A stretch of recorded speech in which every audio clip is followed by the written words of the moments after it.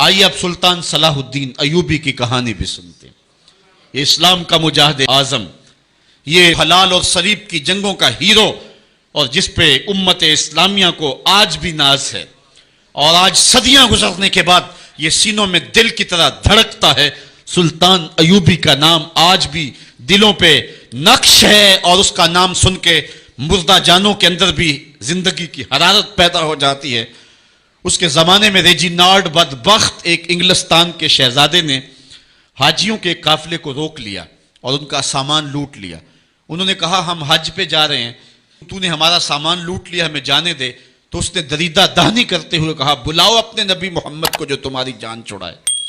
بس سلطان صلاح الدین ایوبی تک یہ بات پہنچی تو میں نے تاریخ میں پڑھا کہ وہ دانت پیستا تھا، اس کی آنکھوں میں خون اتر آیا، اور اس میں کھڑے کھڑے قسم کھائی کہ جب تک اس ظالم کو کیفر کردار تک نہیں پہنچاؤں گا چین کی نیند نہیں سوؤں گا۔ پھر پونے دو سال کا عرصہ آپ سلطان صلاح الدین ایوبی کی زندگی دیکھ کے جنگی مہموں کو ترتیب دیتا رہا، دن رات اس نے ایک کر دی، نیند قریب نہ آنے دی۔ جب نیند بہت زیادہ تنگ کر دی تو پھر وہ خیمے کی چوب کے ساتھ ٹیک لگا کے کھڑے ہو کر کے اپنی آنکھوں کی آگ بجھا لیتا، اور پونے دو سال کا عرصہ اس نے چارپائی پہ لیٹ کے نہیں دیکھا۔ پھر وہ لمحے آئے کہ اللہ نے اس کی مراد پوری کی۔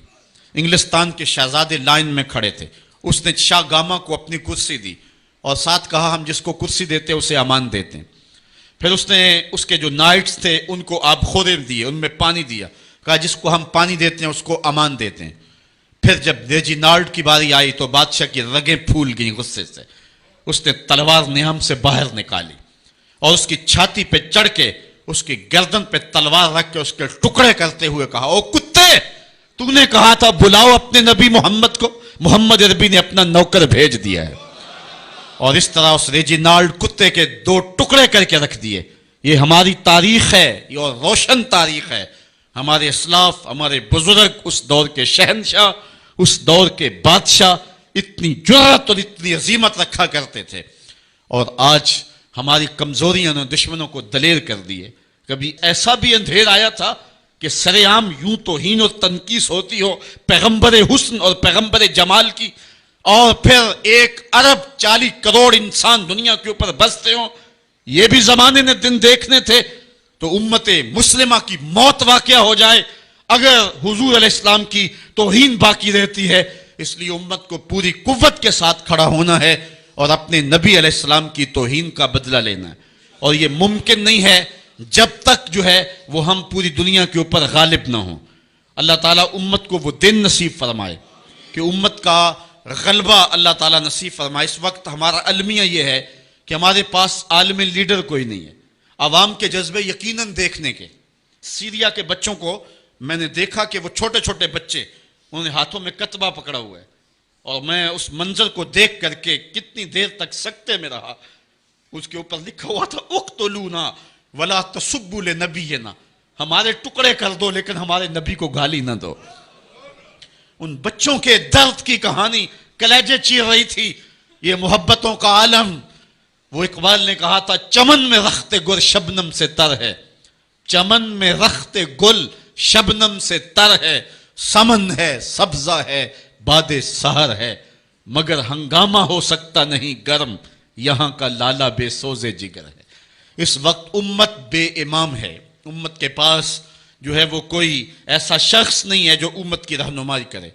ملک بھی خالی ہیں اور عالمی لیول پہ بھی ہم کسی امام سے محروم ہیں۔ اللہ نے وہ دن نصیب کرنے ہیں، ہم صفے سیدھی کریں، بس ہمارا کام اتنا ہے۔ صفے سیدھی کریں گے تو امام بھی اللہ بھیج ہی دے گا، اور وہ وقت آئے گا کہ اس کے جھنڈے نیچے ہم کھڑے ہوں گے۔ اور ہم نے تاریخ میں پڑھا ہے، کتب صحاح میں موجود ہے، بخاری اور باقی کتابیں اٹھائیں، ہمیں اس وقت کی بشارت دی گئی ہے کہ جب اساکر اسلام ترتیب پائیں گے اور پھر امام بھی آ جائے گا، اور پھر امت مسلمہ وہ بانک پن پائے گی کہ صحیح حدیث میں آتا ہے کہ اگر کوئی یہودی کسی پتھر کے پیچھے یا درخت کے پیچھے چھپ کر کے پناہ مانگنا چاہے گا تو وہ پتھر مسلمانوں مجاہدوں کو بول کر کے کہے گا ادھر آ، یہ ظالم میرے پیچھے چھپا ہوا ہے۔ وہ دن بھی اللہ تعالیٰ نے ہمیں دکھانے ہیں، اور پوری امت کے اوپر جھنڈا جھولے گا تو آمنہ کے لال کا ہی جھولے گا انشاءاللہ۔ آ ملیں گے سینہ چاکانے چمن سے سینہ چاک، بزم گل کی ہم نفس باد صبا ہو جائے گی، شبنم افشانی پیدا کرے گی میری سوز و ساز، اس چمن کی ہر کلی درداشنا ہو جائے گی، آسمان سحر کے نور سے ہوگا آئینہ پوش، ظلمت رات کی سیماب پا ہو جائے گی، شب گریزاں ہوگی آخر جلوہ خورشید سے، یہ چمن معمور ہوگا نغمہ توحید سے۔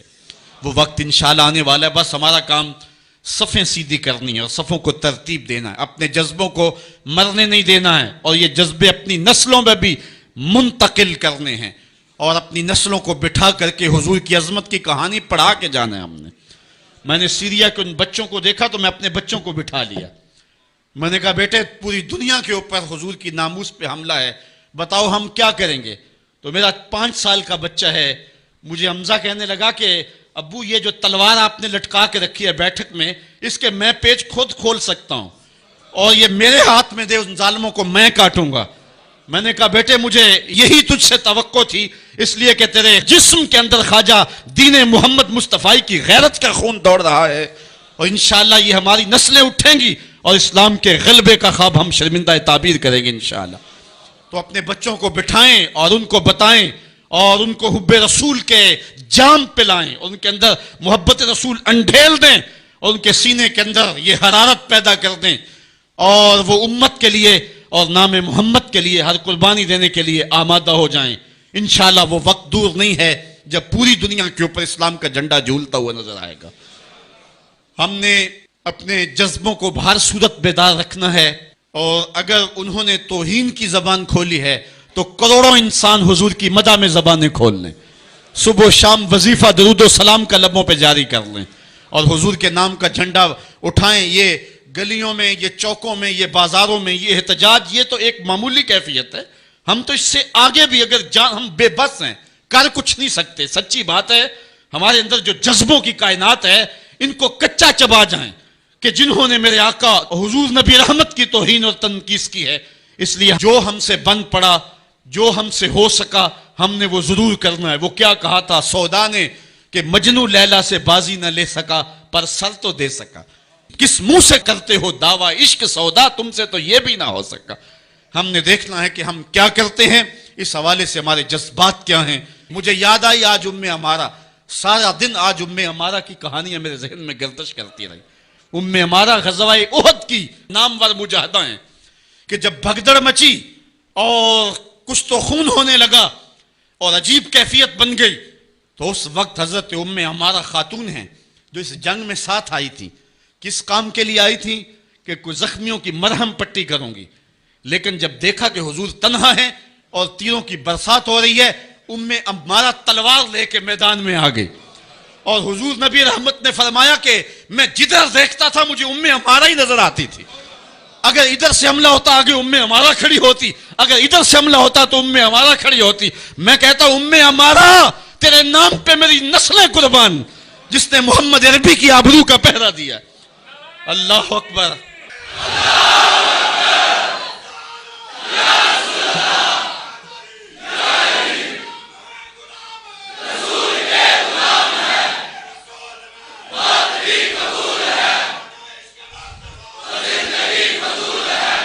تمہارے جذبے سچے ہیں انشاءاللہ، شاید مغرب کو بھول ہو گئی ہے، یہاں ایک ایک بچہ غازی علم الدین ہے، ایک ایک بچہ عمر چیمہ ہے، یہ سعادت مندیوں کا سفر ہے۔ یہ مغرب کو بھول ہو گئی ہے، اس نے کس قوم کو چھیڑا ہے؟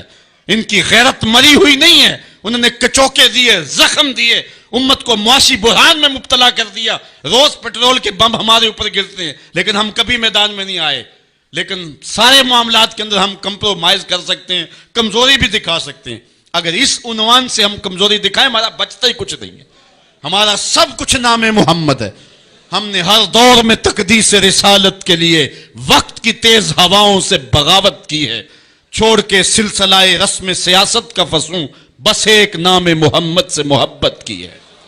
ہم نے عہد غلامی کرنا ہے حضور علیہ السلام کے نام سے، اور انشاءاللہ یہ ہماری سعادت مندی ہے۔ ورنہ ہم نے وہ زمانہ بھی دیکھا ہے جس زمانے میں کوئی ایسا متنفس نظر نہیں آتا تھا جو حضور کے نام کا جھنڈا اٹھائے۔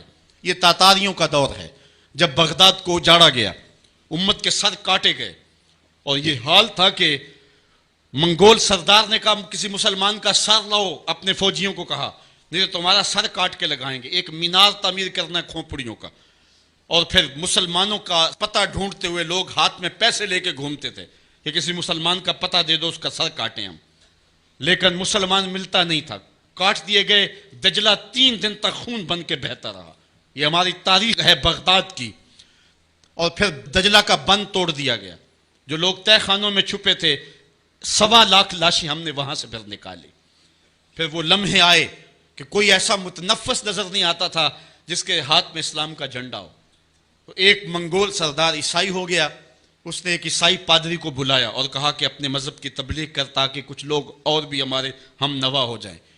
اس نے قسم پرسی کے سالم میں کہ اب کوئی شخص نہیں ہے جو اسلام کا نام لیوا ہو، تو اپنے خب سے باطنی کا اظہار کر دیا اور پیغمبر حسن و جمال حضور نبی رحمت کی توہین و تنقیص کا آغاز کیا۔ ابن حجر نے لکھا ہے کہ ایک کتا تھا جو خیمے کی چوب کے ساتھ بندھا ہوا تھا، جب اس نے توہین کا آغاز کیا تو اس نے بھونکنا شروع کر دیا۔ لوگوں نے کہا کہ یہ کتا تیری اس توہین کی وجہ سے بھونک رہا ہے۔ اس نے کہا نہیں ایسی کوئی بات نہیں، یہ کتا نسلی کتا ہے۔ واقعی وہ نسلی تھا، اور میرا ہاتھ کا اشارہ پا کے غیرت میں آ گیا ہے، کوئی ایسی بات نہیں ہے۔ اس نے پھر توہین کا آغاز کر دیا۔